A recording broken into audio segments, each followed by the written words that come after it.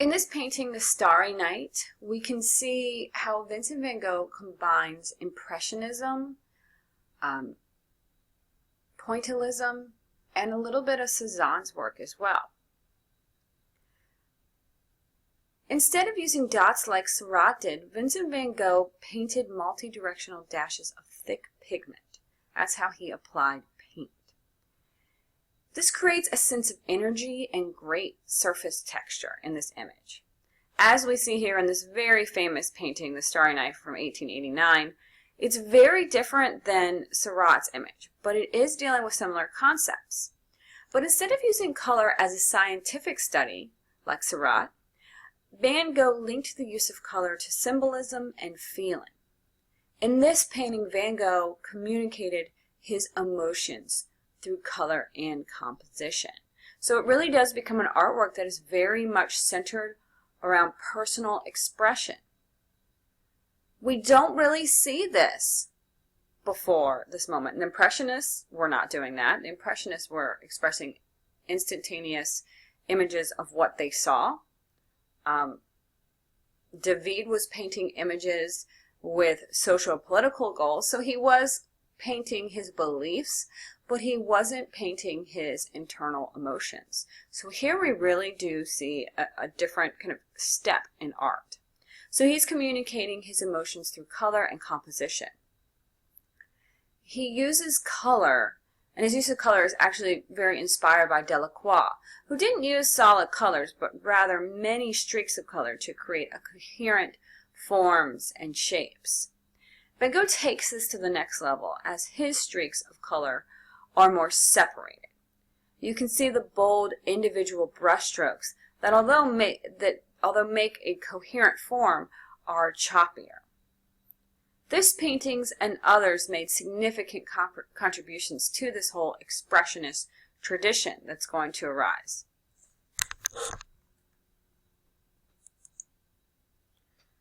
Expressionism is a term used to describe works of art in which forms are created primarily to evoke emotions rather than reality.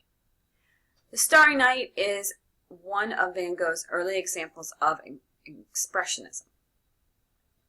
Contrasting to Cézanne's convex shapes, Van Gogh's paintings are flat and linear, but we do kind of get a little bit of sense of Cézanne's use of shape here in some of these buildings. Van Gogh paints from memory, observation, and imagination. The emotion of Van Gogh's paintings are meant to express the artist's emotions and to evoke a powerful emotion within the viewer. So one of the things that he is trying to do is not just express himself, but also make a connection between the artist and the viewer. Van Gogh thought that modern life's constant social change and focus on progress and success alienated people from each other and from themselves. But by connecting the viewer and the artist, people are not as alienated.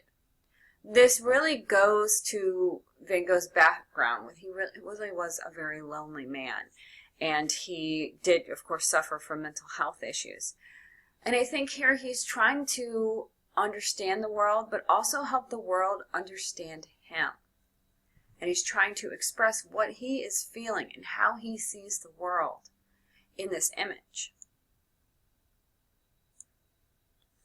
Some art historians connect this painting to symbols related to death and the afterlife. And I think that could be likely because I think those are things that Van Gogh was constantly thinking about.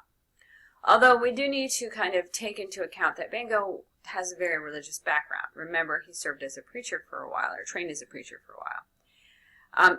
So we kind of need to take that into consideration when we're analyzing the symbolism. But some art historians suggest that the symbolism is about the dead souls journeying to the stars, and then continuing their life there. This was a common concept during this period, but it does kind of contrast to Christian doctrine. The interpretation is still possible because, of course, people's beliefs are very complex, but also because Van Gogh was thought to have had a crisis of faith before he came to Paris. Now, one of the things to really look at when you're looking at this image is, okay, here's a picture of a landscape. Yeah, it's the night sky, but what makes it so emotionally charged? What makes it so expressionistic? And I think that one of the great ways to sort of think about that is to compare it to one of his other versions of The Starry Night. This was created a year before. And you can see that, yes, he has this kind of thicker application of paint, and the way that he depicts the stars is actually pretty similar to Starry Night. Yet, I don't get that emotional feel as I get here. Here I see kind of the turbulence, inner turmoil really is what I see here, and kind of a complex view of maybe the afterlife and our understanding of how the universe works. Here I just kind of see a beautiful example of the night sky. But that's kind of up to you and what you think and what you feel. So kind of compare these two images and see what you think.